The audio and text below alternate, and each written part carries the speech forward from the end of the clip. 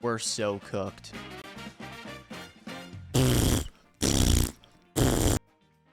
Ever since this heroic roster formed, I've been wondering, what are you guys? I think I finally have an answer to that question. They're kind of the same thing they were before they signed to heroic, when they were the Sangal Corps. They're an extremely good tier 2, tier 1.75 team, I guess. The addition of Tanir has done absolute wonders for this team. It's crazy how he wasn't even supposed to be on here in the first place, and he joins and is now just their best player by honestly kind of a mile. Sunpius played fine, but I'm just by default going to be harder on him because we've seen how good he can be. So I want to see him be better on this team. X-Floud was meh. Youngster was pretty tough. And Jury's still out, at least for me, on how I feel about LNZ. But when you look at what Heroic did, they went 1-3, which is incredibly disappointing, don't get me wrong. But valid results for a good tier 2 team, I guess. They lost to Saw, which at the time seemed like a horrible loss. But I mean, Saw are just...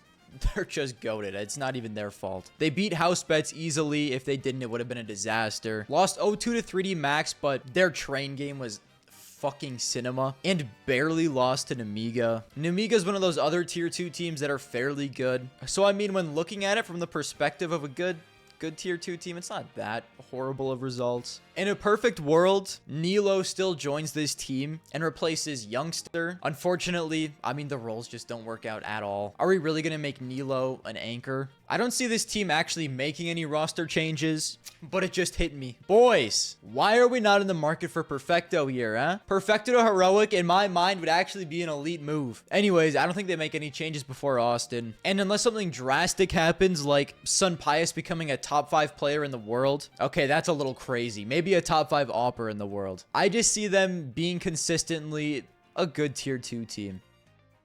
Flyquest lost in the 2-2 game to Tyloo, which is a pretty bad look, don't get me wrong, even with how impressive Tyloo were at this event. And because of it, the boys took Dexter out back and put him to sleep. I, for one, love this move as they pick up Netic and make Ins the IGL. I really have not been impressed by Dexter since he joined Flyquest, and they really haven't looked that much better since Regali replaced Alistair, which is an obvious upgrade. And I mean, Ins has been an IGL before, but like, even if he never was, I feel like the upgrade in firepower from Dexter to Netic is crazy. By this point, we all understand CS2 is a firepower game. I mean, look at Mouz, look at G2. Just get some boys that can shoot well and you will have at least decent success. So at least in my eyes, I don't see this move making them any worse. And I think it was a good idea. Listen, something had to change, man. I respect Flyquest for all the moves they've been making lately. And in my mind, they've been doing good work. M80 causes me to feel nothing but disappointment. I'm just a disappointed father. Watching them go up 2-0 and lose 3 incredibly winnable BO3s to go out 2-3 hit me like a truck.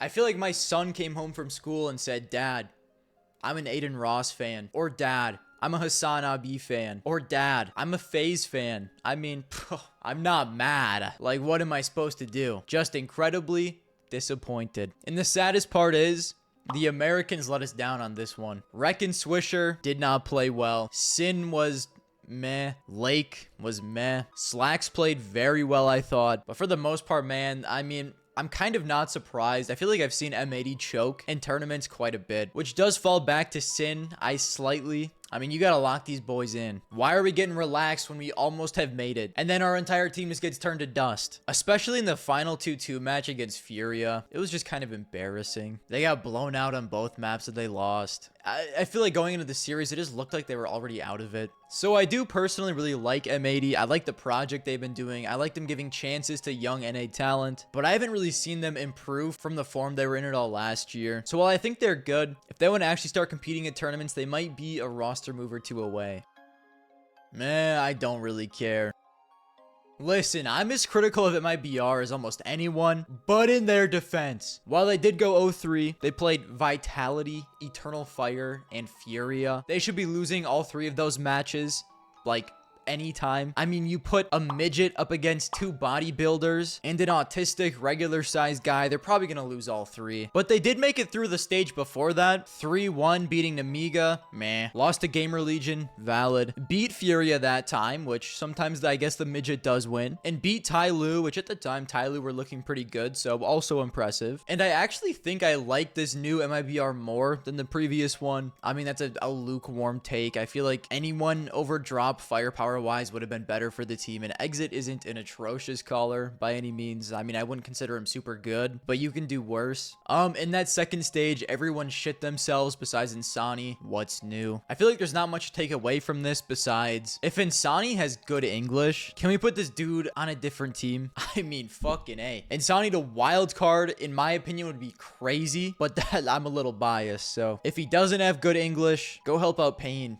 I'd like to, please. I'm just asking politely. Hey guys, it's me, Garmour. I've had some pretty bad luck lately. I recently got a cement block dropped in my foot and they had to amputate the whole thing. Yeah, I'm gonna be in a wheelchair for the rest of my life, doc says. But even worse, I'm gonna be rolling around looking at this poop ass knife and glove combo. I think it's time I upgraded to something a little bit better. I may be crippled, but at least I get to look at this sexy combo for the rest of my life. All thanks to csmarket.gg. Only available if you're over 18. If you're looking for a top of the line marketplace or case opening experience, all backed by an honest and provably fair system, csmarket.gg is the place for you. They also allow you to get completely free items and cases with their shard system. Not sure what case you want to open? You can also sort by easy, medium, and hard type difficulties, which sorts cases depending on how risky they are to open. You decided to take a risk and got Jack? That's fine, just go head over to the site's upgrader system. The upgrader also has a unique 10-step bonus system that gives you a 100% chance to upgrade on the 10th step. After upgrading, maybe you'll want to try out their battle feature where you can play against other people or bots. There is now also a rank system, which allows you to get even more free cases when you level up. At the end, if you don't like the skins you've won, you can sell them on their marketplace, where you'll be getting top 3% prices on 90% of the skins available. You can deposit today with crypto, card, and even your old skins. And if you use my link in the description, you'll get a 7% deposit bonus. Back to the video. Hey guys, it's me, Gerbler, back on a different day. I decided to wear this cute sweater today. Where did we leave off on? Tyloo! I love Tyloo. Even if they won't admit it, every parent has a favorite child. Okay, it's true. I'm sorry to give you this information, but it's the truth. And my favorite child is Tyloo for this tournament. It's obvious. To take it a step further, my favorite child of my child, if you're a grandparent, every grandparent has a favorite grandchild. My favorite grandchild of the child of Tyloo is G. I mean, I love this guy. Nice. Thank you. Thank you so much, sir. No, thank you so much. Thank you so much. It didn't really feel like Counter-Strike without your yearly Tyloo appearance in some tournament, you know what I mean? I mean, these guys have been in this scene forever, and recently they've been doggy doo-doo. And I guess they did appear in the last EPL, but they were garbage, so it didn't really feel like it. But in my mind, the most cinema thing to come out of this tournament is Tyloo moving up to number 37 on the Valve rankings. These boys are close to being good enough to actually show up again in something at some point. And it's not only that cutie patootie G that was doing the work. I haven't seen a Deagle clip as good as that Jam Young clip probably since Monacy on B-Side Inferno. B-Side Inferno just be producing the craziest ass clips. But I mean, that was just simply incredible. What else? I guess Mercury is the team's IGL. He's chill, I guess. Now, they didn't really do anything in the second group stage, but how the fuck did they even make it there in the first place? You know what I'm saying? I don't care they went 0-3. And I mean, they played Spirit, NAVI, and Gamer Legion. They were set up for failure. What the fuck is that, ESL? And they didn't even play that poorly. An 11-13 map against Spirit. They took a map off NAVI. Both maps against Gamer Legion went to OT. And you can't forget in the stage before that, they beat 3D Max, Eternal Fire, Flyquest. They were supposed to be a team like Mindfreak and HouseBets, where they were just invited to meet the minority quota, and they proved everyone wrong, man. They definitely still have some improvement they need to work on. Mercury is still a very young into his IGL career, at least from what I know. I don't think he was an IGL before this, but they did look impressive.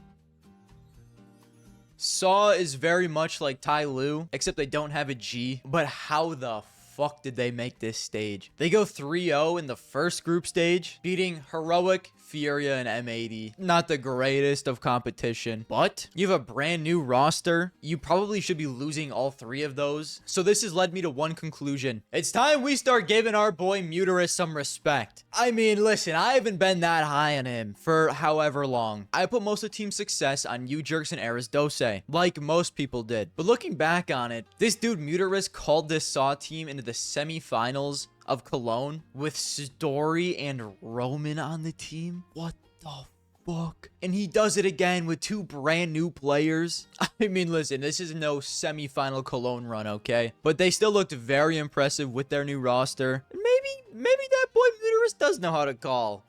I mean, it gets even crazier when you think about it. Your AWPer, when you go 3-0, is dropping a 0.9 rating, while you as the IGL or the highest rated player on the team, highest player on your team is a 1.06, and you're going through 3-0. How is that even possible? What in the black magic ass run was this? And in the next stage, you go 1-3, but you boys beat NAVI. I mean, what the fuck? You get 0-2'd by Spirit, 0-2'd by G2, and lose to Gamer Legion. All reasonable results. But how did you go 3-0 and beat NAVI? Tell me this. Muterus is that boy. And to give some more respect, I also thought Agile looked pretty good. The 2 new players, Azuwu and Jotarino. I mean, dude, Sejon fucking fried M80. I'm impressed by what I saw. Pain is a good name for this team because that's what you caused me watching you play. Has anyone ever made that joke before? I might be the first one. 1-3. You looked pretty brutal in the stage before this as well. You beat HouseBets, Lin Vision, and Nemiga. Lose to M80 in back-to-back blowouts. And lose to Flyquest. That's... I mean, losing to Flyquest in the big 2025 is criminal. But then again, apparently the whole ass team was sick. Someone got sick, was making out with his teammates in the hotel room, made the whole team get sick, whatever. NQZ was the only healthy one. And I mean, they lost to G2, beat Gamer Legion, lost to NAVI, lost to Eternal Fire. I guess I can't get too mad at those results. Once again, all valid losses. And even the Gamer Legion game, they probably could have lost. So it's not that bad. But probably the team's weakest player, Kawez, has been benched. I mean, listen, these boys, they're not afraid to make a roster move, and I respect it, to be honest. And to replace him, well, not to actually replace, it's just a trial for right now, is Demo. He's a fetus from their academy team. And over the past 3 months on their academy team, he has a 1 rating. Maybe he'll be good. I'm not going to judge him off just a rating, even though it doesn't make me very hopeful. But it's just a trial run. It might be like when Kai joined Furia. He wasn't an actual replacement, just to stand in while they found a real one. Who knows? But I do not mind this benching. He definitely was their weakest player. And I mean, Brazil has so much rifling talent. I'm sure they can find a better player. We'll have to wait and see. Overall, Pain is still a very solid team. I'm not really too stressed about this.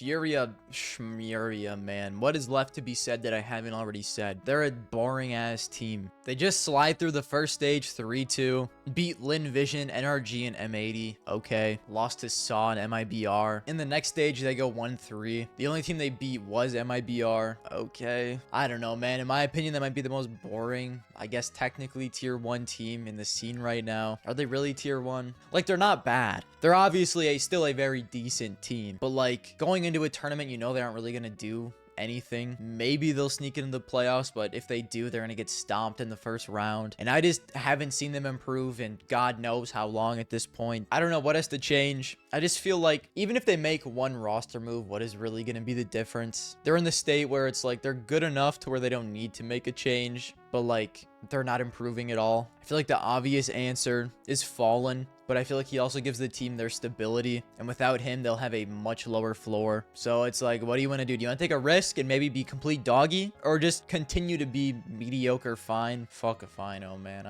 It's like, it's the same thing every tournament.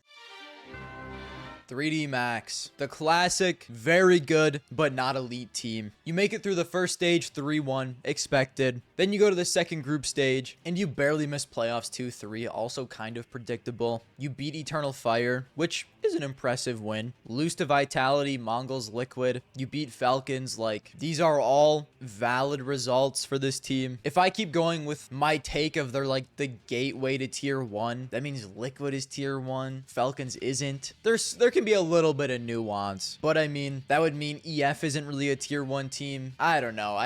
They're very good. I feel like they can beat anyone besides like the very elite top 4 to 5 teams, and then anywhere down from there they have a good chance to win, but like it's not a guarantee. I'm still gonna be a Maka glazer until there's nothing left to glaze. In my opinion, what he's done with this team is just incredible. The addition of Body has been very good. I never thought he was a great caller, at least in CS2, but I mean, Buddy knows how to shoot. He's great as a secondary caller. He was their best player at this stage, followed by Maka, and then there are 3 other players were all below a 1 rating. The duo of Body and Maka is, in my opinion, like, it's a very, very good duo. And then the rest of their core is just fine. I've said it before, this team should be worse than they are, but Maka, IGL Op Goat, made this team what they are. I like what they're cooking up. I think kind of with the talent in France, they may have hit their ceiling, unless the fetus over an ENCE decides to leave. If he joined 3D Max, I could certainly see them getting a bit better. But as of right now, I feel like they've kind of hit their ceiling, and they're going to continue being, I guess, kind of the gate into tier 1. If you can beat 3D Max, like I said, you're a solidified, in my opinion, tier 1 team. If you can't, you're probably closer to tier 1.5 to tier 2. You guys know how it is.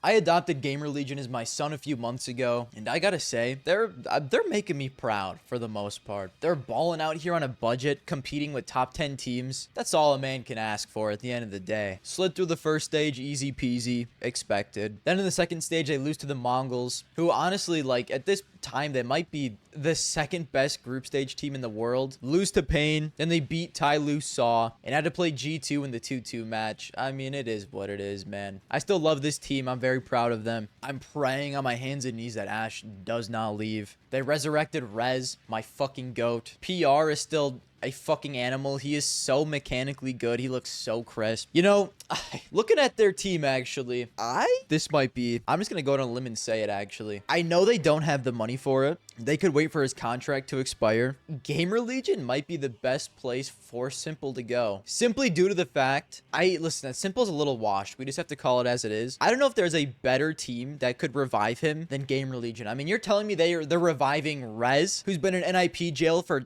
a fucking decade. You're telling me they couldn't turn Simple back into, I mean, maybe not his peak, but I feel like Simple would look damn good in this team. No, just food for thought. But no, man, overall, I feel the same way about Gamer Legion that I did before this. They're very good. They're a very good team, balling on a budget with tier 2 players for the most part. They're very, very similar to 3D Max in a way, where they can absolutely keep up with tier 1 teams, and it's not like they're a team of superstar players. So I'm very impressed by them, and I love them.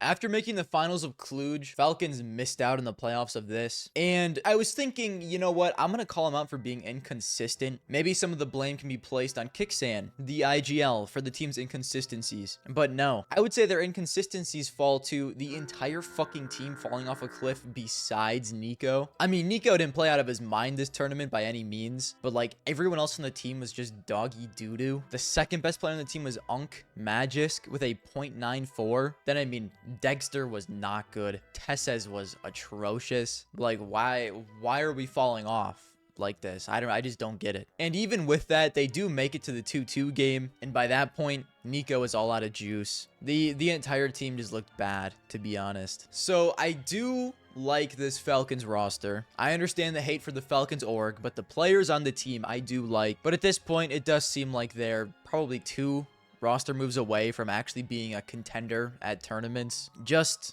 get it over with, okay? Just get Monacy on this team. I love Tessez, but he has to be more consistent. Honestly, at this time, I'd say the only safe pieces of this roster are Nico and Kixan. All 3 other players, I mean, they have to start playing well, or I mean, listen, for an org with this much money, you can never... honestly, you're just never safe. You can always be replaced. Now, then again, I understand if they're a little burnt out after Cluj. That stuff happens. Their next event is Blast Open Lisbon, where the team that has owned them 2 series in a row now, Mouz, is actually their first match, so that will be interesting to see if they can actually beat them. They did in the group stage of Cluj, but they have not done anything since. The boys got to lock in, okay? Everyone's job is on the line besides 2. Team Liquid reminds me of like two kids in a trench coat. At initial glance, you're like, oh my god, that's pretty scary. A 7-foot tall man in a big trench coat. Like, I don't want to get near him. Then you look a little closer and you're like, it's a child. It's a Twist IGL. It's a JKS. I mean, what what are we talking about here? I feel like they're so close to being good. They are so close. Imagine, bro. Imagine this team. They clearly are good enough to make playoffs of big events. EPL, not the biggest event, but still, like, all the best teams in the world are here. They made playoffs. I mean, they made playoffs of Shanghai with Yakinder instead of Nerds. This team has crazy potential, and I feel like one of the keys to actually taking that next step is ultimate improving, and he looked much better than he had been recently at this event. He was the best player on the team, which honestly was nice to see. I really hope that he does succeed. I feel like it's just tough to not be hard on him when you see how insane he was when he first joined the roster, and then you see him kind of start falling off, and then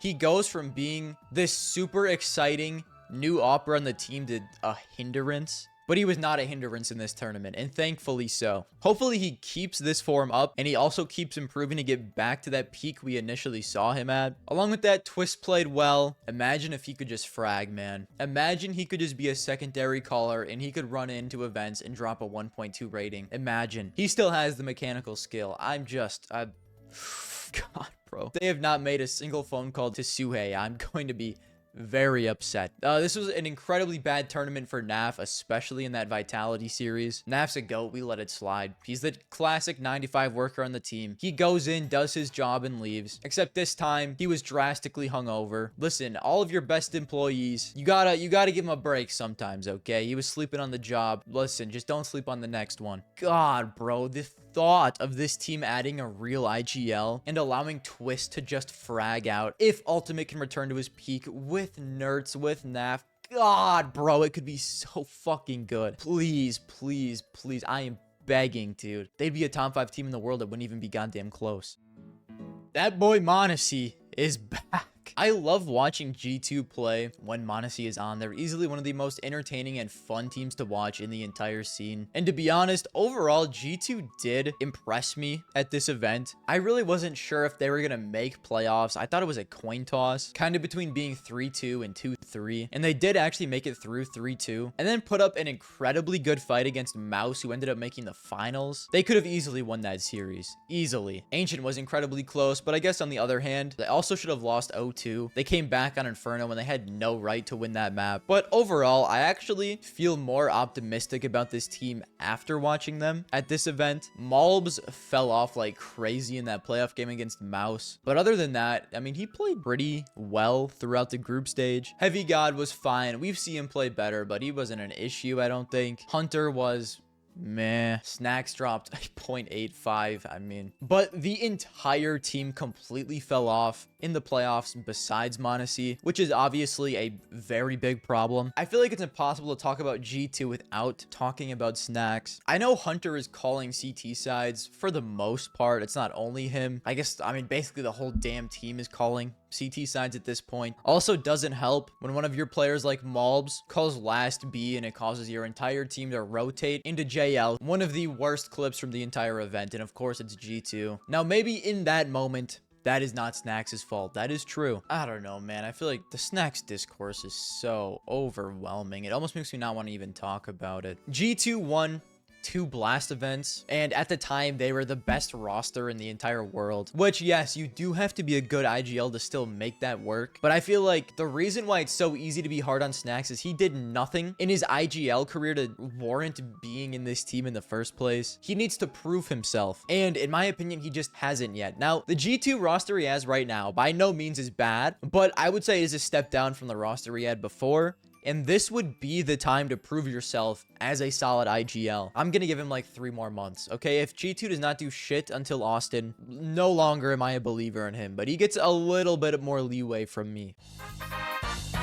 Joda is proving to be a significant upgrade to Calyx, yet Eternal Fire kind of still feel like the same team. Sure, like, they have a more steady floor now, I would say, but what do they have to do to really be a top team, top 3-4 team in the world? I really don't know. That might be like 3D Max, where if they're just staying Turkish, this might just be their ceiling. They have a very good team, a very good roster. They should be making the playoffs of every tournament they play in. And they could maybe squeak out a few upsets to make the finals of another event. I do really like Major as a caller for the team because you just, at least like for a Turkish player, I don't see you getting a better IGL. So I feel like a lot of the team's success depends upon, are these players going to show up or not? This team looked like they were kind of at their best when Zantaras and Woxic were both popping off, and that was when Calyx was still on the roster. So the Jota move was great. Okay, that's an improved position. But Zantaras and Woxic both kind of have taken a step back from their peak in 2024, it feels like. I've been very harsh on Wakadia, but he was their best player at this tournament. He played very well. And honestly, I'm not sure how this is going to sound. While I do think Major is an above average IGL, I don't think he's bad by any means. We've seen that CS2 really is a firepower game, and he dropped a 0.76 rating at this tournament. I mean, he was mechanically, he just was not there. So my question earlier, how does this team break through their ceiling? What if Eternal Fire said, you know what, fuck it. It is a fire-powered game now. Minus Major plus Soulfly, Zantara's IGL, I guess. I've gotten inspiration from the Flyquest move, and we haven't even seen how it works. But I mean, look at Mouz, okay? Mouz seemed to be doing very well, and they just kicked one of the best callers in the world. I'm assuming Flyquest probably got inspiration from them. I mean, the days of the low fragging, very good caller, they just might be over. So adding an insane tier 2 fragger like Soulfly, which gives them even more firepower, and just having a fine caller like Zantaras, I don't know, man. Maybe that is the way they get an even higher ceiling. It seems hypocritical of me to suggest this when I shit on Liquid for making Twist the caller, but I just feel like it's different situations. Zantaras is insane, don't get me wrong, but he is also 29. I don't know, I'm just throwing some ideas out there. Just because it didn't work for Liquid doesn't mean it won't work for you. Just I don't know, just my thoughts. NAVI got blown the fuck out in the playoffs. Oh my god. I'm just gonna be honest with you guys. I'm still a certified NAVI believer, but like, what the fuck was that? Can we please get Wonderful to a real team, guys? Come on, you know what I'm saying? I really don't know. Maybe 2024 NAVI was just unreplicable because literally every single player on the team was just playing out of their goddamn minds, and they just simply can't keep up that individual form forever. JL's taking a bit of a step back. Bit is still very good. Ema is playing still fairly well. Wonderful is still very wishy-washy. I mean, I think this team has more problems than just him. It's tough to say because they are still a very good team. I still believe in Alexi as a caller. It just kind of looks like they're back to Copenhagen, early 2024 NAVI form, where, listen guys, they should not have won that major. That was a crazy run on their part. But prior to it, they just looked like very good, but not elite team. They just seem so wishy-washy now. I know there's the clip of Alexi and Ema kind of beefing. Alexi, let me go connect next time if I have first one. I was very close to it. Let's go. Fucking play one round without saying something after. No, really? bro, what? It's good. Bro, It's fine. Just Good. chill out. Good. I'm not going to look into that too much. I'm sure that happens on most professional teams. But I don't know, man. The team just doesn't seem as coherent and fluid as they were throughout most of 2024. I don't know if it's just a dip in individual form, if there is an actual rift between the players. Who's to say? All I know is NAVI are very good, but they're not the elite of the elite anymore. The Mongols were the only team in the entire playoffs to take a map off of Vitality, which is, I mean, impressive to be fair. But in the other two maps in that series, it looked like they just had no chance, to be honest. But I mean, when looking at the positives, they hadn't taken a map off Vitality in however the fuck many series before this. So even getting one map win shows that they're steadily improving. And like I say in every single one of these takeaway videos, I believe they're going to continue to steadily improve and improve and improve. But even at this point right now, they're still one of the top 3-4 best teams in the world easily, in my opinion. I know Spirit can be crazy good, but when you think about it, if Mongols are already a top 4 team in the world, and I personally believe they can continue to steadily improve, they might be the only thing to save us from a Vitality era where they can consistently go head to head with them. Of course, this showing, they got 13-4 and 13-2 in the two maps they lost. It didn't look great, but nobody else took a map off of them either. So I mean, what are we even talking about here? I have faith that the Mongols will be our savior, and what a fucking story that would be. Now, some more good news for the Mongols. I wouldn't consider them playoff chokers anymore. I mean, they destroyed NAVI, fairly lost to Vitality. That's completely valid in my eyes. Senzu was the worst rated player in that Vitality series, and I have been concerned with his playoff output, but I mean, the whole team didn't really play that well, so it's kind of a horse apiece. They were all not great, but Techno was their best player in both of the series they had in the playoffs, which is impressive. Normally Techno, he's not bad by any means, but he is normally like has the least output on the team. Doesn't mean he has the least amount of impact. It's just it is what it is with the roles on the team. So good to see him playing well. He was just taking straight up gunfights in both of these series, destroying the other person. I mean, it was actually like so fun to watch. Mechanically, he was fucking dialed. But overall, I'm creating an image in my head of supervillain Vitality, and this Mongolz team slowly continuing to improve to be the savior for all of us. And I pray that is not just a delusion. Spirit swept to the group stage 3-0, not dropping a map, beat Eternal Fire 2-1, and then lost to Mouz. But can I say something? Mouz are fucking good, man. I can't even hate on them that much for the loss. And I mean, in that Mouz series, Donk was trying his hardest to win. Shiro was helping, Zontix was, I mean, he was doing his job, but Magix was really weighed the team down. It's so strange, man. I feel like you can flip a coin between every single playoffs that Spirit play in. If it's heads, Magix is a top 5 greatest player you've literally ever seen. If it's tails, he reverts into a caveman. I just don't get it. So like, I don't want to hold it against him too much. He does fucking work in a majority of these playoffs, helped them win the major with an insane performance. He must have just had no juice left in the tank. But I mean, I feel like we also shouldn't be surprised. While I think Chopper is a good IGL, if all the firepower isn't there for Spirit, they can get beaten. They're not just an unbeatable team. They do have weaknesses, and it's when their players just don't show up to play. Might sound obvious, and I guess it is, but they could have won this series 2-0. That nuke game was a fucking coin flip. The last round with Torji winning with like a second left is fucking wild. So I mean, an incredibly close series. It's not like Mouz were clearly the better team. It was very back and forth, and I feel like this will actually be a very good matchup moving forward, so I'm excited to see these teams continue to play each other.